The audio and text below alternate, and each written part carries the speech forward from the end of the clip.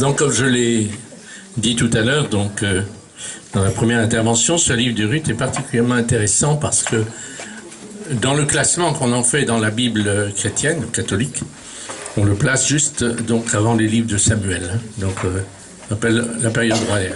Dans la Bible hébraïque, c'est un des rouleaux. Donc, il y a d'abord tous les récits donc de les 5 premiers livres, ce qu'on appelle la Torah, qu'on appelle chez nous donc le Pentateuque, suivi ensuite des livres qu'on appelle les livres prophétiques, je dis dans la tradition juive, c'est-à-dire en fait donc Josué, les juges, les rois, et ainsi de suite, enfin Samuel, les rois, ainsi de suite, plus tous les prophètes, et seulement à la fin, donc avec les psaumes et tout ça, donc le livre de Ruth qui fait partie donc de ce qu'on appelle les écrits. D'accord ?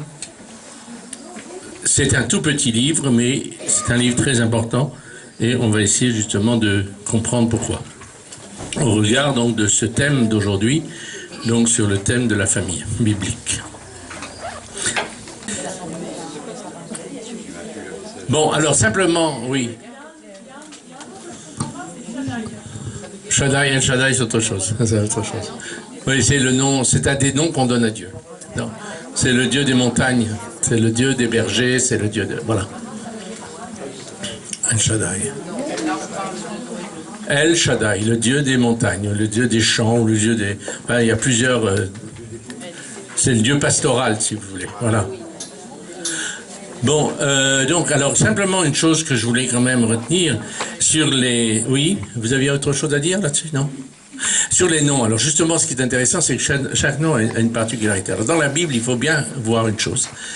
C'est que les noms ne sont jamais neutres. C'est-à-dire qu'ils ont toujours une signification et le nom porte, en quelque sorte, nous dit quelque chose de l'histoire de chacun, donc de ce qu'il est, de sa destinée, du projet divin, ainsi de suite. Donc, quand vous dites, par exemple, Adam, donc c'est pas homme. Adam, c'est Adam.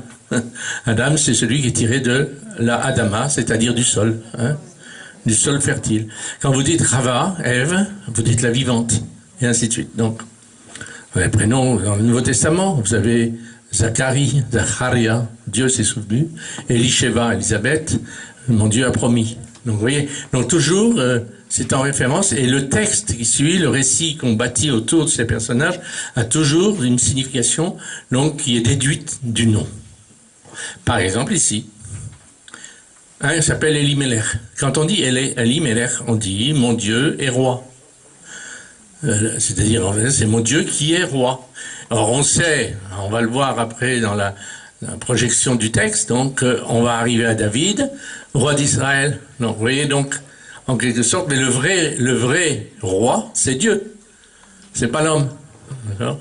Voilà. Donc, c'est une délégation, en quelque sorte. Quand vous dites Noémie ou Noémie, Naomi en hébreu, Noémie en grec, Noémia, ça veut dire l'agréable. Bon, elle est agréable. Et comment elle va se faire appeler ensuite? Mara. Ce qui veut dire la mère, celle qui a l'amertume dans son cœur. D'accord? D'où le mot d'ailleurs, amertume, vient de Mara, entre parenthèses. Bon. Et quand on dit j'en ai marre, en poussant un petit peu, non, voilà, non, c'est de l'amertume. Donc, voilà. Les fils. Qui s'appelle Machlon, en hébreu, Machlon, ça veut dire le grand malade. Il a une destinée, celui-là, d'ailleurs. Et l'autre, il va s'appeler Kilion, c'est-à-dire le grand débile.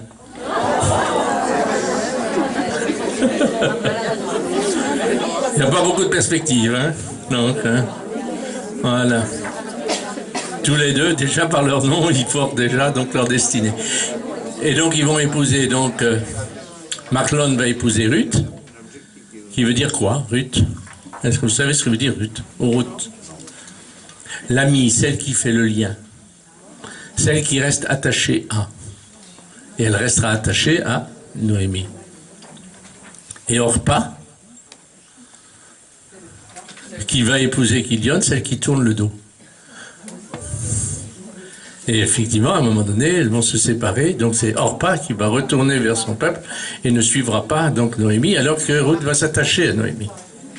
Vous voyez donc, derrière les noms, il y a toujours une signification. Oui, ils sont donnés avant.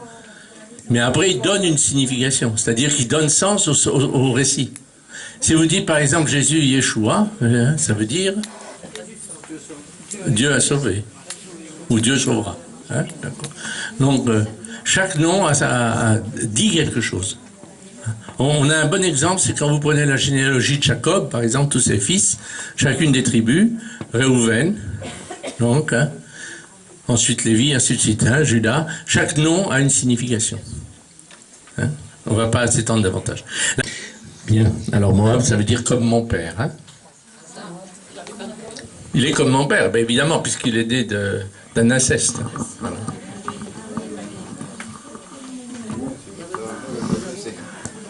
Alors là, j'avais passé ça sous silence. Je voulais quand même pas trop vous accabler, mais effectivement, il y a des histoires d'inceste aussi dans la Bible.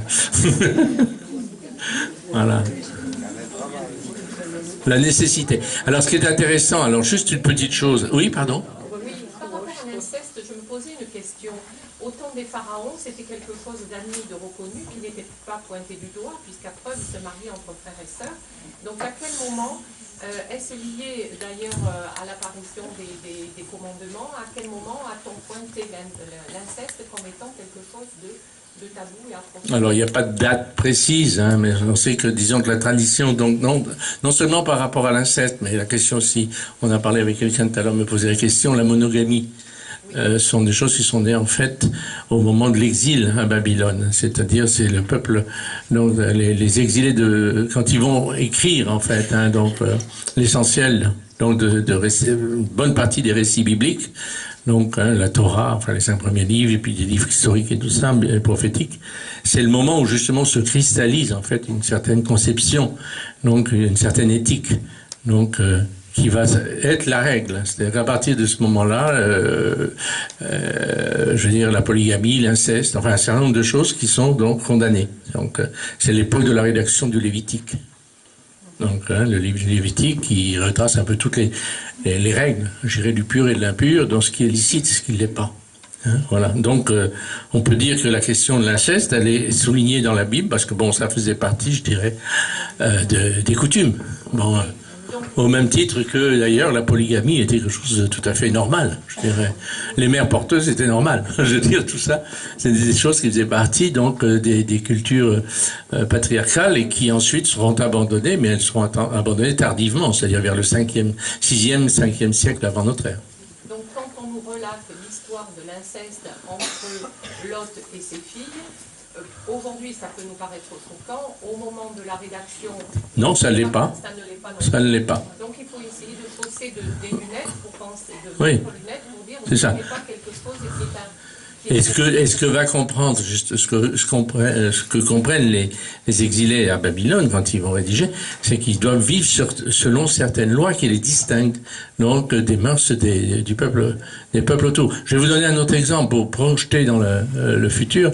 C'est à propos des lois qu'on va imposer aux croyants, aux chrétiens venus du monde païen. Donc le fameux concile de Jérusalem, ce qu'on appelle le concile de Jérusalem. On va leur imposer 3 règles.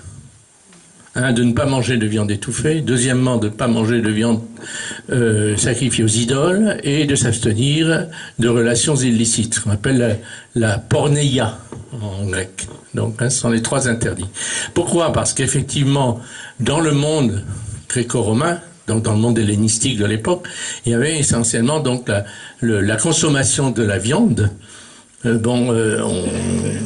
y avait 2 types d'abattage. Il y avait l'abattage donc par étouffement ou par on assommait une bête. Bon, et donc quand vous aviez le sang, donc vous pouviez pas la consommer. Donc on interdisait donc en fait, on interdit à ces nouveaux croyants de consommer des viandes étouffées, c'est-à-dire des viandes où il y a encore le sang.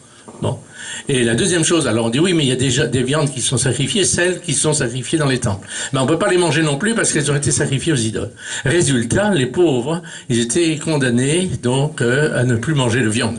Parce que qu'est-ce qu'ils pouvaient trouver dans les villes donc grecques, et c'est là où se sont développées les communautés. Il faut pas oublier que le christianisme est un phénomène urbain au départ. Hein? Donc, ne plus pouvoir consommer de viande. Vous imaginez donc ce que ça voulait dire. Donc, hein. La troisième chose qu'on leur interdit, la porneia. La porneia, c'était le mode de vie courant, habituel et normal pour le monde grec, c'est-à-dire d'avoir de multiples relations, donc la polygamie, l'inceste, la pédophilie, l'homosexualité, toutes choses normales. Et donc, une personne était véritablement quelqu'un dans la société qu'à partir du moment où il avait cette vie, donc fondée sur la pornéia. Donc, en demandant ça donc à ses premiers disciples, donc païens, donc qui vont s'associer, donc vont entrer dans la communauté, ça veut dire vivre totalement en marge et différemment du monde dans lequel ils sont immergés. Vous n'êtes pas de ce monde, dira Jésus. Hein, voilà. Vous comprenez? Vous êtes dans le monde, mais vous n'êtes pas de ce monde.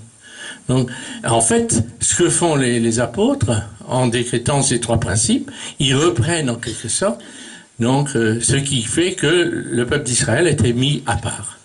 Donc parmi tous les peuples. Et c'est ce qu'ils vont comprendre au moment de la rédaction, je dirais, de ces textes qui fondent, je dirais, le judaïsme. Parce que le judaïsme n'est né qu'au moment de l'exil. Faut pas oublier. Hein, avant, il y avait la religion d'Israël, mais c'était une religion parmi d'autres. Où il y avait des coutumes, je dirais, des modes de vie qui ne les distinguaient pas vraiment des autres peuples. Et là, à partir de ce moment-là, il y a vraiment comme une sorte de rupture qui s'opère, une distinction qui se fait. Alors, simplement, ce que je voulais dire quand même à propos de Moab, parce que c'est quand même très important, c'est que je vous ai raconté tout à l'heure l'histoire de la séparation de Lot et d'Abraham, et quand il va y avoir la destruction donc de Sodome et de Gomorrhe, Dieu invite Lot à remonter dans la montagne. C'est en fait, il lui demande quelque sorte d'aller vers Abraham, de vivre une réconciliation. Donc, de renouer, je dirais, la relation avec Abraham. Mais il ne le voudra pas. Il veut rester dans une ville. Et c'est là que, se retrouvant donc sans descendance, donc les filles vont coucher avec leur père, après l'avoir fait boire d'ailleurs, donc pour avoir une descendance. Parce que il n'est pas allé jusqu'au bout du chemin. Il n'est pas allé jusqu'où Dieu voulait l'appeler. Et donc, on va comprendre ensuite pourquoi, au 3, on nous dit que signifie elle est revenue des champs de Moab. Donc, quand on parle de Ruth, qui c'est qui a eu 3, c'était quelle tribu? Oui? La tribu de Judas. Ah ben, ça tombe bien. On a un peu galéré. En fait, on s'est dit que ça pouvait vouloir dire partir. Parce que quand on a essayé de trouver un mot qui voulait dire la même chose dans le... Elle est revenue de, elle est partie de, mais on n'est pas très content de notre réponse. Bah, heureusement, vous n'êtes pas contente.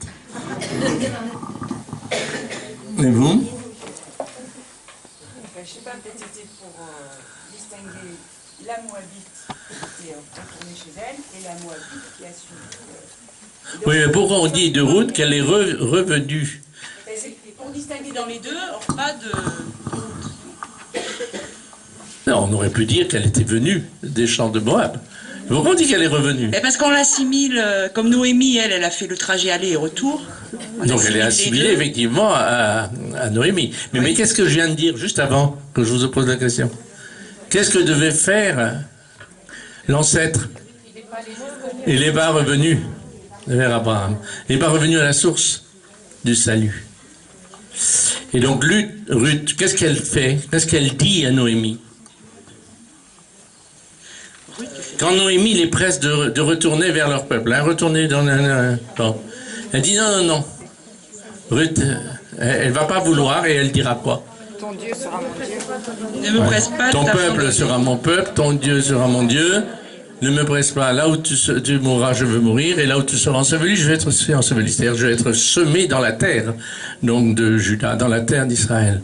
Donc, ce qu'on est en train de nous dire, c'est qu'au fond, on rattrape l'histoire.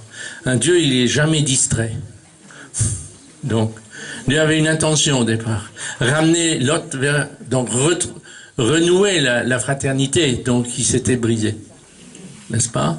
Or, il va pas jusqu'au bout. Alors, c'est à travers Ruth que va se réaliser, je dirais, le dessein divin qui était justement de réintégrer en quelque sorte Lot et pour le coup sa descendance, donc avec Israël. Alors il faut savoir aussi que le mot retour en hébreu, c'est teshuva, donc retourner. C'est le même mot pour dire métanoïa en grec qui veut dire conversion. C'est-à-dire c'est pas seulement un retour physique ou un sens, un retour par rapport à une histoire. c'est le retour à Dieu. Donc il faut aller beaucoup plus loin, vous voyez, comme moi, comme quoi chaque mot, en fait, porte à sa signification. Donc c'est revenir, en fait. Donc Dieu dira d'ailleurs à son peuple, hein, revenez vers moi de tout votre cœur. Donc là, c'est cet appel au retour, donc à revenir vers Dieu sans cesse, et nous devons, nous aussi, faire sans cesse ce retour. Oui, c'est la manière biblique de comprendre, c'est que le nom, c'est pas le nom que moi je donne, c'est le nom que Dieu m'inspire. Quand on dit par exemple que, bon alors c'est une chose très importante, par exemple on le voit dans le récit de l'enfance, dans Luc, donc l'histoire de Jean. D'accord. Bon, alors ils vont avoir un enfant, Élisabeth et Zacharie, et donc à un moment on va lui demander quel est son nom. Et alors Élisabeth dit Jean. Vous savez ce que veut dire Jean? Dieu fait grâce, hein, Yohanan. Dieu fait grâce. Et alors, on lui dit, mais attends, t'as personne dans ta famille qui s'appelle comme ça. Donc, alors, on interroge le père qui va écrire sur une tablette, donc, puisqu'il est buvé, donc, son nom est Jean. Donc, alors, qu'est-ce qu'on veut dire par là? Par exemple, bon, aussi, toujours dans le récit de Luc, on dit que l'enfant fut circoncis le 8e jour, donc on parle, en l'occurrence ici, donc de celui qu'on va appeler Jésus, mais jusque-là, on n'a pas donné son nom. Si vous lisez l'enfant à Bethléem, la naissance, on ne dit pas que c'est le petit Jésus. Hein. On dit un enfant vous est né, voilà comment vous le trouvez, et 8 jours après, donc il fut circoncis, et ils lui donnèrent le nom de Jésus, donc que l'ange leur avait révélé. Donc ça veut dire que quoi? C'est que la conscience biblique nous fait dire qu'une chose fondamentale, c'est que la vie que je donne, elle ne m'appartient pas. Hein? La vie que je donne, ou que je me donne pas, elle ne m'appartient pas. Et donc l'enfant, c'est un don de Dieu.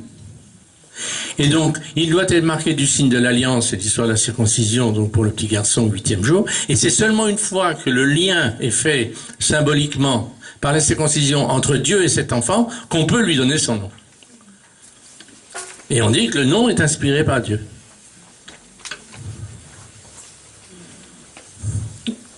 Voilà.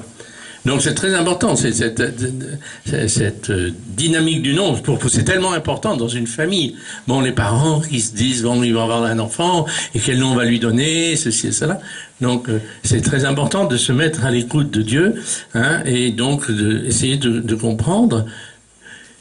Et en donnant ce nom, je sais que j'embarque en fait donc cet enfant donc dans une certaine orientation, ce qui n'est pas de la prédestination. C'est-à-dire que c'est le nom qui dit quelque chose, en fait, de l'histoire de quelqu'un. Mais c'est seulement à la fin de l'histoire de cette personne qu'on saura son nom. Hein. C'est pour ça aussi que dans l'Apocalypse, on dit que chacun recevra un nom écrit sur un petit caillou. Voilà. C'est le nom qu'il aura, en fait, développé à travers tout son vécu. Ça va? Alors, quelle est la période dans laquelle se déroule l'histoire de Ruth? Selon le calendrier juif. Quelqu'un connaît la tradition juive? On a pensé de... Avant Pâques, non. De la Pâques, non. De la Pâques à... De la Pâques à la Pentecôte. Exact. C'est la période de l'orge. C'est la période de la moisson de l'orge, de 7 semaines, donc 7 semaines d'orge. Et chaque jour, on apportait au temple, à l'époque du temple, donc une mesure d'orge au temple. Donc pour signifier aussi par la remise de cette mesure d'orge que tout est donné par Dieu une fois encore. Donc le produit des récoltes, la première récolte que l'on fait de l'année, c'est la moisson d'orge. Et c'est seulement après à Shavuot, donc la fête des semaines, qu'on appelle également la fête des moissons, qui conclut donc la moisson de l'orge, et où on va commencer à ramasser le blé, mais aussi les prémices de tous les fruits. Et donc on offre à Dieu à ce moment-là les premiers fruits de la terre. Voilà, les premiers fruits qu'il produit. Alors, là aussi, c'est très important. Donc, ce temps de l'Homère, ce qu'on appelle le temps de l'Homère, c'est les 49 jours qui séparent Pessah de Shavuot, c'est-à-dire aujourd'hui ce qu'on appelle Pâques et Pentecôte. D'accord? Voilà. Donc, c'est un temps important. Et c'est pour ça que le livre de Ruth, d'ailleurs, dans la tradition juive, est lu tout au long de cette période. On le relit et on le lit et on le relit pendant toute cette période. Donc, alors, ce qu'il faut comprendre aussi, c'est que avant la moisson de l'orge, on ne fait plus, à partir du moment où on commence à moissonner l'orge, on ne fait plus le pain avec les céréales de l'année précédente. Donc, on recommence à faire un pain nouveau avec l'orge, et qui est un pain de misère, parce que l'orge est une céréale pauvre par rapport au blé. D'accord ? Et donc, on commence par faire du pain d'orge. C'est pour ça que quand on nous dit que dans l'évangile de Jean, c'était la préparation de la Pâque, et l'enfant apporte 5 pains d'orge, c'est-à-dire les premiers pains qu'on fabriquait, donc, et qui étaient des pains sans levain, des pains, donc, de pauvres, de misère. Voilà. On a pensé aussi à l'Eucharistie, donc. Ah ben, on en fait le lien par après, donc. Hein. Oui, si on veut, oui. Ça, non, je crois que c'est surtout l'idée de renouveau qui est signifiée. Donc, il y a comme donc c'est un renouveau. C'est une nouvelle naissance. C'est une nouvelle période qui commence. Et donc, le livre de Ruth marque justement une nouvelle période qui va commencer. Alors qu'on est arrivé dans l'impossible. Puisqu'elle était veuve et que sa belle-mère était veuve, on a l'impression que l'histoire s'est arrêtée, qu'on ne peut plus aller au-delà. Et là, l'histoire va repartir. Voyez ? Ensuite, alors, repérer les lois du Lévitique. Justement, on parlait de veuves, les orphelins et les étrangers. Alors, c'est ce qu'on devait faire à cette époque-là. Qu'est-ce qui est seulement la condescendance? C'est pas seulement de l'attention, c'est plus que ça. C'est-à-dire que si on lit bien le livre du Deutéronome, si on lit bien le livre du Lévitique, hein, Dieu remet au centre, hein, donc, du groupe humain, de la société, du peuple, ceux qui, justement, à nos yeux, sont marginalisés par leur situation. C'est-à-dire donc les veuves, les orphelins, c'est-à-dire qu'ils n'ont plus de soutien. Donc c'est ça que ça veut dire, qu'ils n'ont plus de soutien familial. Une veuve, elle n'a plus d'époux. Un orphelin, il n'a plus d'enfants. De parents, pardon. Okay. Et l'étranger, il est étranger. Donc, on remet au centre, et non pas sur le porche de l'église, le pauvre. On le remet au centre. Voilà. Et donc, les lois sont prévues. Donc, c'est, je dirais, un peu la sécurité sociale. Hein, c'est, voilà. C'est de l'époque. C'est-à-dire, on prévoyait un certain nombre de choses qui devaient rappeler au peuple d'Israël, non pas qu'il faisait la charité, et vous allez comprendre après l'attitude de Bose, mais qu'on doit remettre celui qui est pauvre, celui qui est la veuve, l'orphelin et l'étranger, au centre même, donc, de la société.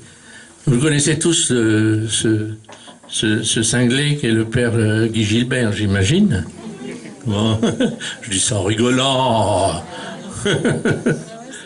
Guy Gilbert, un jour, arrive de je ne sais plus dans quelle ville c'était, si c'était Toulouse ou une autre, ou Montauban, je ne sais plus, et il devait donner une conférence. Puis son train était en retard, et alors l'église était pleine à attendre. Alors on a dit, ne vous inquiétez pas, il arrive, il y a un petit retard de train et tout ça. Bon, alors les gens attendaient patiemment, Guy Gilbert arrive, et puis sur le porche de l'église, assis sur les marches, il y avait un clochard. Alors, qu'est-ce que fait Guy Gilbert? Il prend le clochard, d'abord il papote avec lui un moment, et puis il vient avec moi. Bras dessous, il l'emmène jusqu'au centre de l'église, donc là où il devait faire sa conférence, et il lui donne le micro, et il dit c'est lui qui va vous parler ce soir.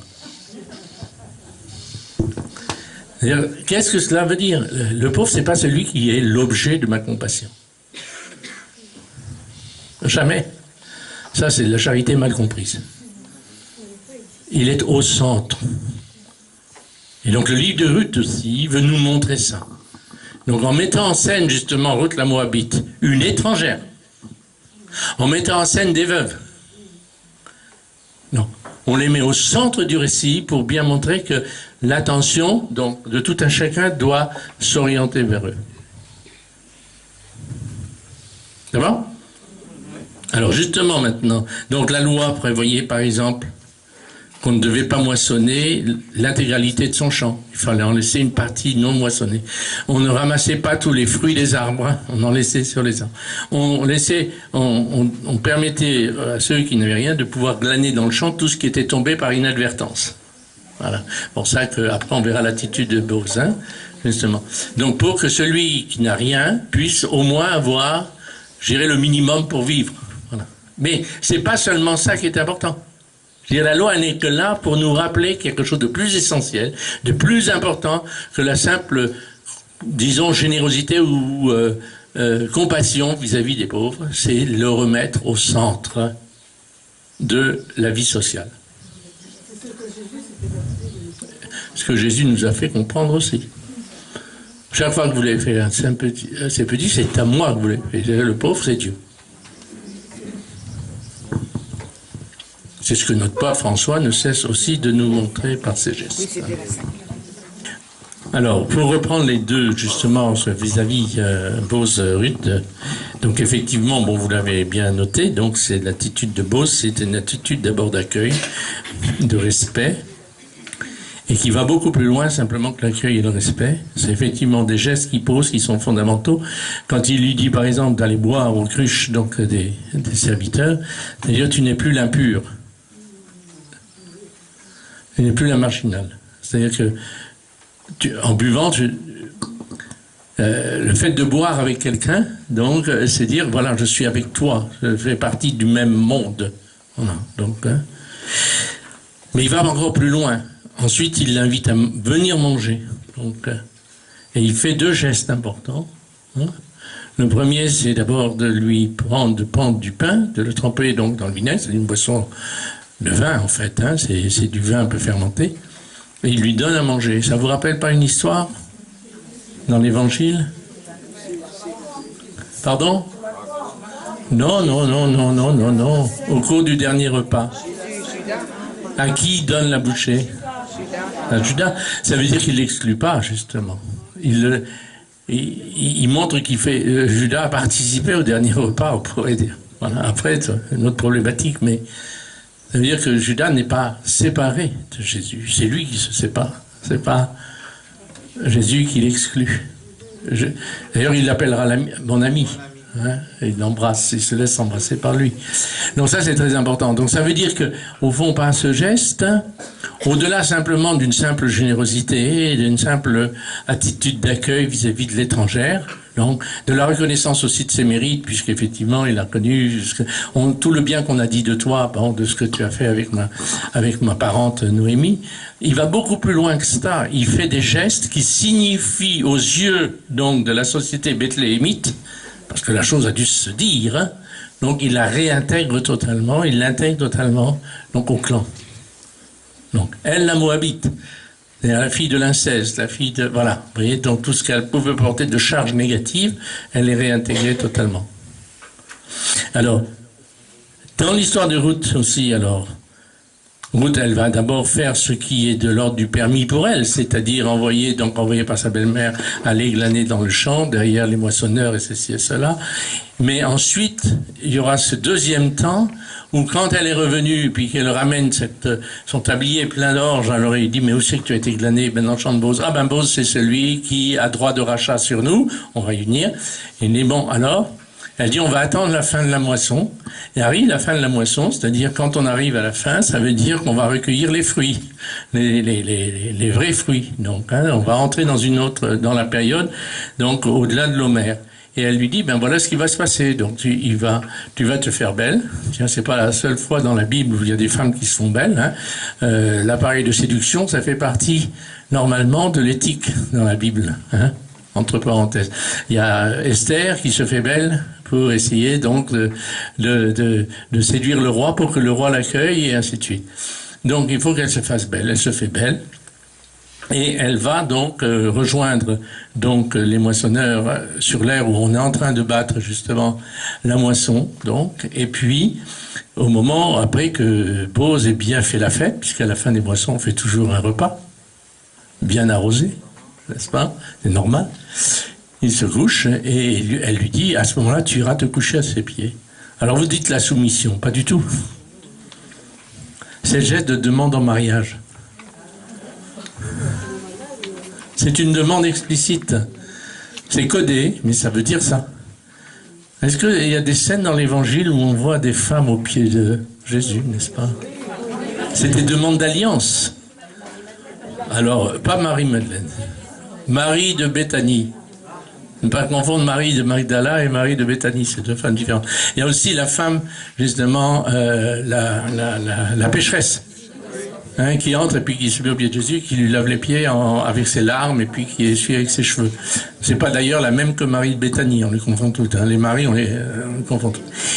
En fait, toutes ces scènes rapportées dans les évangiles nous parlent de l'alliance, c'est-à-dire une demande de relation qui naît de l'amour.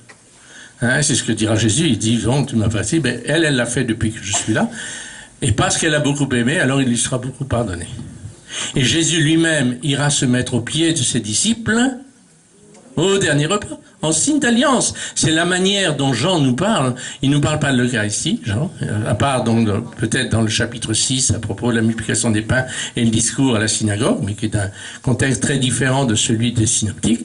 Mais par contre, il insiste sur le lavement des pieds. Donc Jésus, en faisant ce geste, fait alliance avec ses disciples. Vous comprenez? Donc ce geste de se mettre aux pieds d'eux, c'est se mettre au service, pas dans le sens du service, mais dans le sens de la demande d'alliance. Et vous savez quel est le mot en hébreu pour signifier ce geste?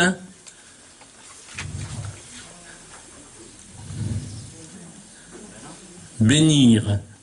Alors bénir, c'est pas dire du bien, je suis d'accord en latin, mais en hébreu, ça veut dire ça. Se mettre, donc, au pied de l'autre. Et qui est le premier à avoir béni? Dieu lui-même. C'est-à-dire Dieu les bénit, l'homme et la femme. Et Dieu d'abord a fait alliance avec l'homme, et l'homme doit répondre à l'alliance que Dieu fait avec lui. Mais c'est Dieu le premier qui est allé, donc, dans ce geste, justement, donc, qui est une demande d'alliance. C'est comme dans la tradition, je dirais au Moyen-Âge, lorsque on faisait, comment on appelle ça, l'adoubement du chevalier, se mettait à genoux, ainsi de suite. C'est aussi d'ailleurs dans la liturgie chrétienne. Quand le prêtre, ou celui qui va donc devenir prêtre, s'allonge donc devant l'autel. C'est-à-dire qu'il veut faire alliance toute sa vie, donc au service donc de Dieu et de sa parole. Donc vous voyez, tout ça est très important. Donc l'attitude de Ruth, c'est ça. Elle signifie en quelque sorte, au-delà de son personnage particulier, qu'à travers elle, c'est toute l'humanité, donc qui au départ n'est pas dans la descendance directe donc d'Abraham, elle n'est que la descendante de Lot, le neveu, donc, hein, et qui d'ailleurs était un orphelin, je vous signale, et qui avait été intégré par Abraham dans son propre clan. Donc, eh bien, Ruth dit la démarche donc du peuple païen à l'égard donc de cette alliance que Dieu a d'abord nouée avec Abraham, puis Isaac et Jacob. Elle rentre dans l'alliance. Et elle le signifie à travers cette relation avec Bose, justement par ce geste. Et lui, il ne s'y trompe pas. Il a très bien compris. Elle n'a pas besoin de lui demander, lui faire une demande explicite verbale. Il comprend quand il la découvre à ses pieds, donc il doit faire ce geste de rachat à son égard, c'est-à-dire ce que la loi a prévu, donc pour une femme veuve, donc de la racheter. Alors vient justement la 8e question. Donc, c'est qui la 8? Il ne faudrait pas que je déborde trop quand même. C'est quel clan? C'est quelle tribu? La tribu de Joseph? Allez, Joseph.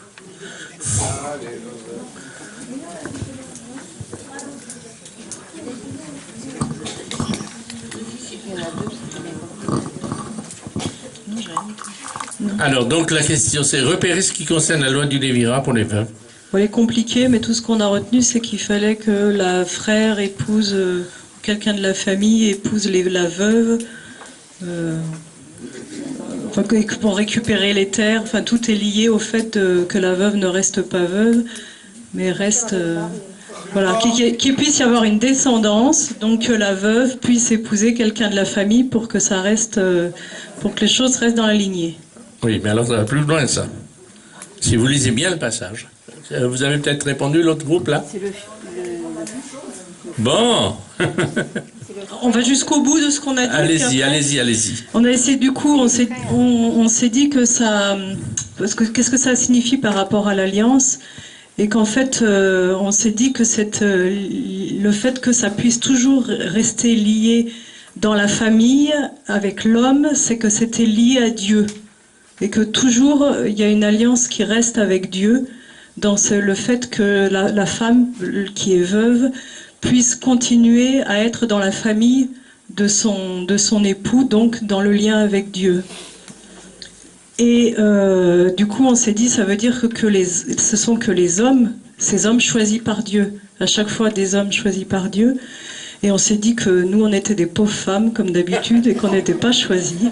Mais on s'est dit quand même qu'en fait, Ruth, qui justement n'était pas... Enfin, chaque femme n'est pas issue de la lignée patriarcale, quoi. Mais en même temps, c'est elle qui apporte cette diversité aussi, cette altérité.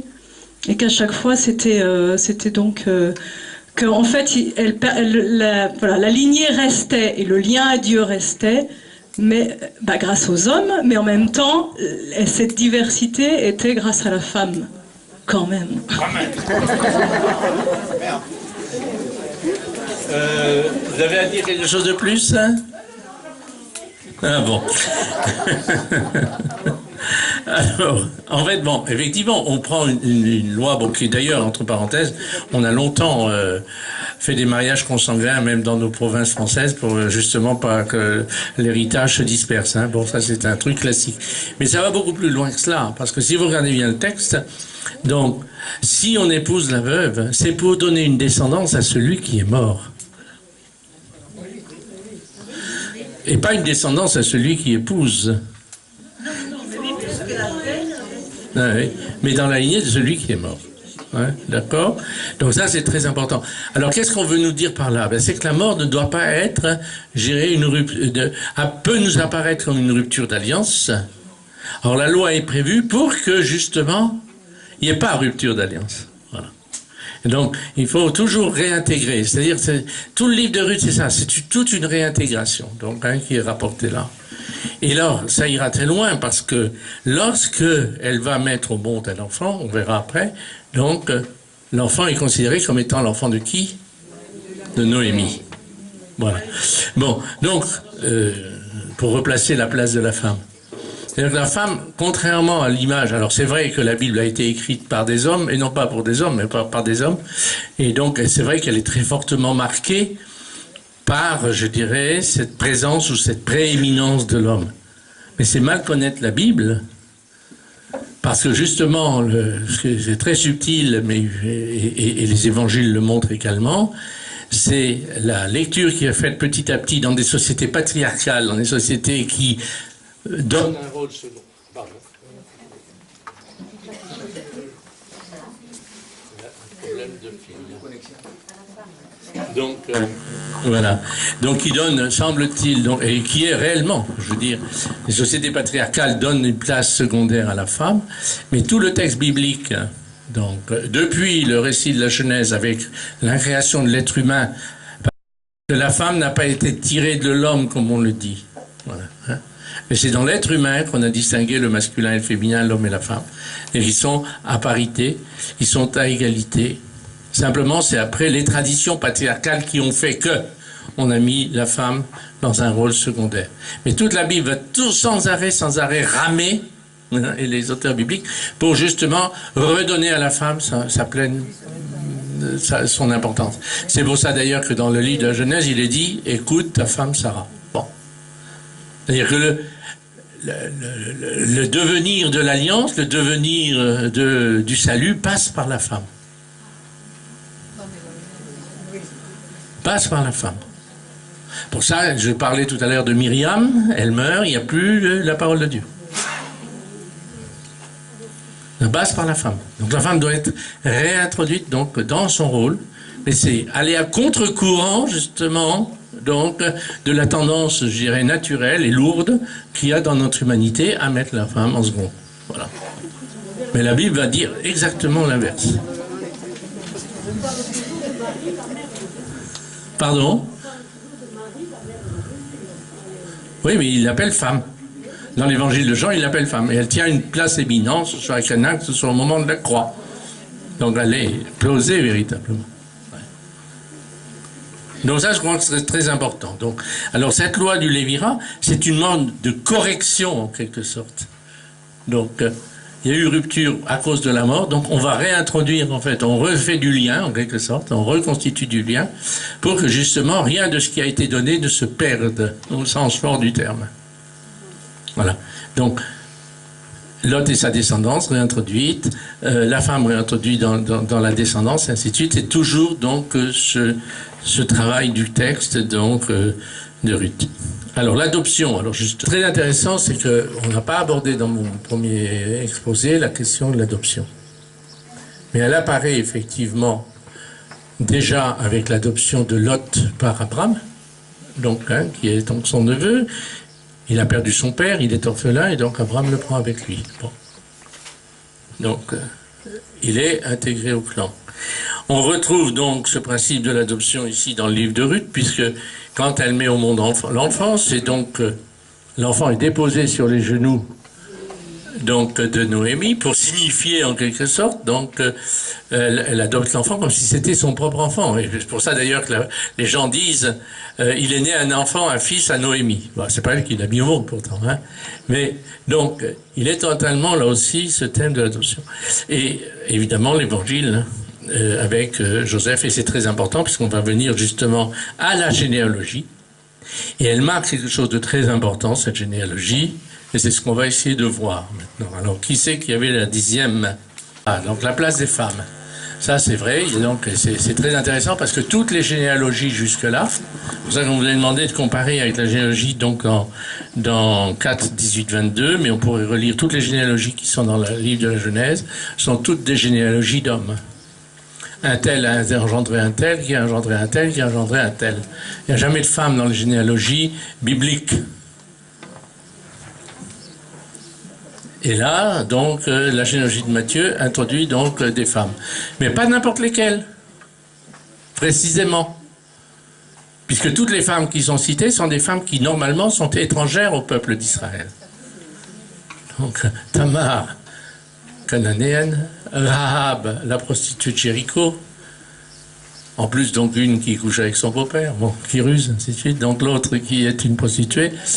Le troisième, Bethsabée, qui est la femme d'Uri le Hittite, c'est-à-dire quelqu'un qui était du peuple du Nord, qui ne faisait pas partie du peuple d'Israël, donc, et qui est la mère de Salomon. Et Ruth la Moabite. On a le tableau complet, et viendra Marie ensuite. Donc, c'est pas des femmes, je dirais, c'est pas des modèles, je dirais, de vertu ou d'origine noble, elles sont pas de sang bleu. Vous comprenez ce que je veux dire? Voilà. Bon. Donc ça veut dire une chose, une rupture justement, et c'est la Bible le montre déjà à travers l'histoire donc de Boaz et de Ruth. On le voit également à partir de l'histoire donc de Joseph qui épouse une Égyptienne, Asnath, Tamar avec une Cananéenne, Rahab qui va être donc la mère de Boaz dans le récit, hein, donc qui elle-même était une étrangère, et ainsi de suite, ainsi de suite, ainsi de suite. Donc ça, je crois que c'est très important dans ces personnages. Et alors, il y a une autre chose tout à fait nouvelle dans la généalogie que donne donc Matthieu. Est-ce que vous l'avez repéré? Alors, quelqu'un a-t-il ici... attendez, donnez-la moi, là, si vous voulez. Alors, je reprends. Donc, dans Matthieu, il y a donc... une généalogie descendante, commence d'Abraham, va jusqu'à David, puis de David jusqu'à la déportation à Babylone, puis de la déportation à Babylone jusqu'à Jésus. Mais regardez le verset 16 dans la généalogie. Qu'est-ce que dit le verset 16? Jacob engendra Joseph. Tiens, ça me rappelle un autre Jacob qui avait engendré un certain Joseph. Ça nous renvoie donc au patriarche. Donc Jacob, c'est le père d'Israël. C'est le père de toutes les... C'est Israël, c'est le père de toutes les tribus d'Israël. D'accord? Dont Joseph. D'accord? Joseph, c'est qui, Joseph, dans le récit de la Genèse? Quel est le rôle de Joseph? Il va sauver ses frères de la famine. Donc il va être le père nourricier. Il est le nourricier de ses frères. Voilà. D'accord? Il est aussi l'homme des songes, comme le Joseph de l'Évangile. C'est-à-dire que derrière le personnage de Joseph dans l'Évangile, vous avez le personnage de Joseph de l'Ancien Testament, ou du Premier Testament. Et alors on nous dit, Jacob engendra Joseph, on aurait pu s'attendre. Ensuite, Joseph engendra Jésus. Voilà. Et là on dit, Joseph, l'époux de Marie, de laquelle naquit Jésus. Il y a une rupture totale dans le récit que l'on appelle Christ. Donc tout à coup, il y a donc une génération, mais chaque fois on va dire un tel engendra un tel. Alors quand on a introduit une femme, on va dire par exemple David engendra Salomon de la femme. Tandis que là, on ne parle plus donc d'engendrement par Joseph, hein, mais on parle de la naissance par Marie. On ne parle pas de l'engendrement par Marie. C'est pas Marie qui a engendré Jésus. Qui c'est qui a engendré Jésus? L'Esprit. L'Esprit Saint. Hein, voilà. Donc, Matthieu, il donne une toute petite, un petit, c'est juste comme ça, très subtilement. Oh là là. Donc une sorte de déplacement donc du texte pour nous montrer donc que cette naissance, celle de Jésus, s'inscrit dans la généalogie et pourtant la dépasse, c'est-à-dire va ailleurs. Excusez-moi, mon téléphone, j'ai oublié de l'éteindre. Il s'est éteint tout seul. Voilà. Donc, vous comprenez donc la subtilité du texte. Alors, tout cela pour dire, et c'est là où je vais reconclure parce qu'il faut qu'on arrête, que le livre de Ruth, il présente un intérêt essentiel dans le récit, puisque bon, ensuite, on sait que elle va naître donc Obed, lequel Obed sera le père de Jessé, lequel Jessé sera le père de David, et donc vite, on s'embarque dans la direction messianique, donc avec David et au-delà, donc vers Jésus. Donc c'est comme donc une sorte de grand tournant, donc ce livre de Ruth. Et au moment où justement s'amorce ce tournant dans le récit, dans l'histoire du salut, avec ce personnage de Ruth, on réintroduit, je dirais, des tas d'éléments, donc de choses qui, dans une vision, je dirais, purement je dirais humaine des choses, aurait pu mettre à l'écart. Donc on écarte Lot et ses descendants, on écarte la veuve, l'orphelin, et ainsi de suite. Vous voyez, donc, et là, au contraire, c'est toute une réintroduction.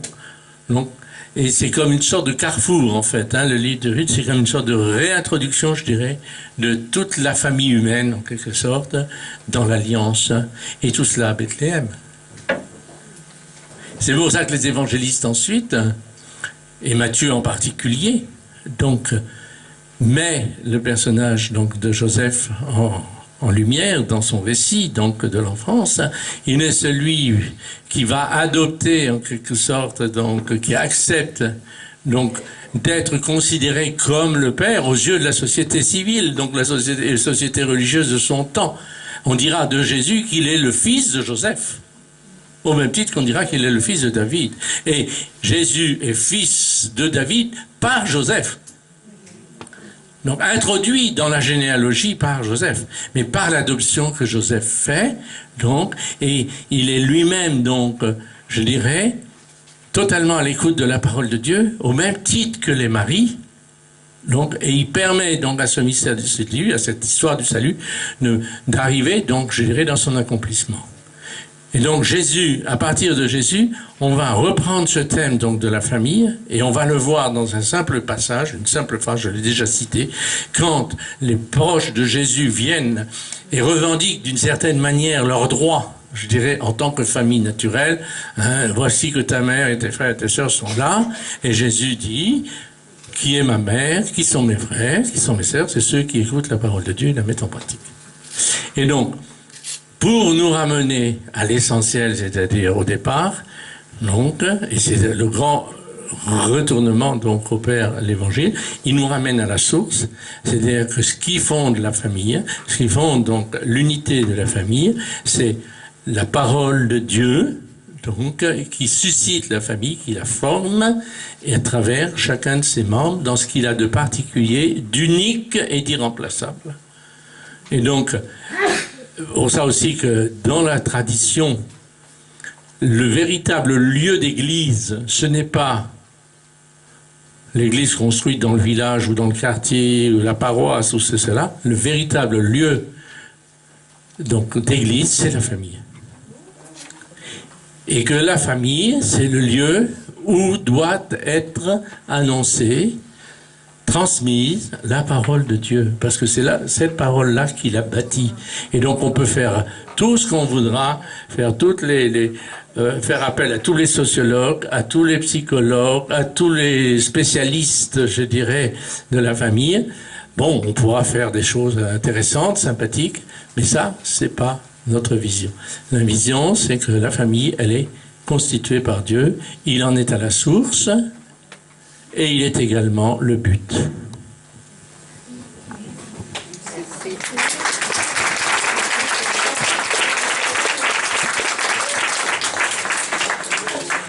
Voilà, merci Bernard pour cet exploit.